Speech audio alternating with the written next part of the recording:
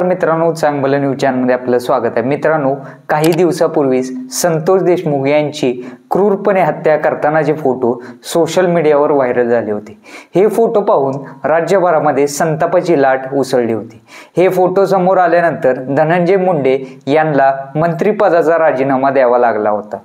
या प्रकरणामध्ये शवविच्छेदन अहवालाचे म्हणजे पोस्टमॉर्टमचे रिपोर्ट्स हे समोर आलेले आहेत। त्यावरून संतोष देशमुख यांना कशा पद्धतीने छळ करून मारण्यात आले असावे याचा अंदाज येऊ शकतो।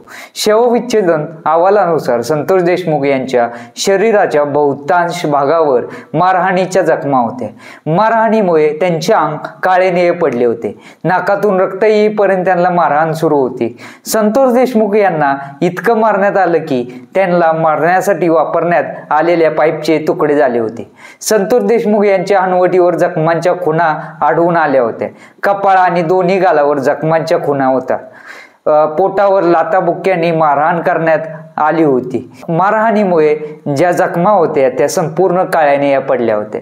संतोष देशमुख यांच्या दंडावर, कोपऱ्यावर, मनगटावर, हाताच्या मुठीवर तसेच मधल्या बोटाला जखमा होत्या।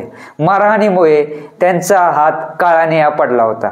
पायाच्या पोटऱ्यात सुद्धा जखमा झाल्यामुळे काळ्या पडल्या होत्या। मांडीवर, गुडघ्यावर तसेच नडगीवर मारहाणीच्या जखमा ह्या आढळून आल्या। मारहाणीमुळे त्यांची संपूर्ण पाठ काळीनिळे पडली होती असे पोस्टमॉर्टम रिपोर्टमध्ये म्हटलेलं आहे।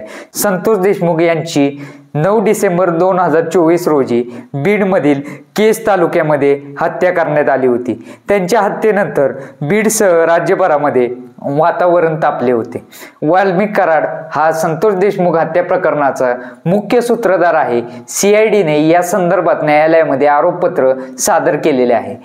तसेच हा खटला लढवण्यासाठी राज्य सरकारने विशेष सरकारी वकील म्हणून उज्ज्वल निकम आणि बाळासाहेब कोल्हे यांना नियुक्ती केलेली आहे। तर मित्रांनो, आपल्या प्रतिक्रिया यावर काय आहेत नक्कीच कमेंट करून कळवा आणि व्हिडिओ आवडल्यास व्हिडिओ लाईक करा, आपल्या चॅनलला सबस्क्राईब नक्की करा। धन्यवाद।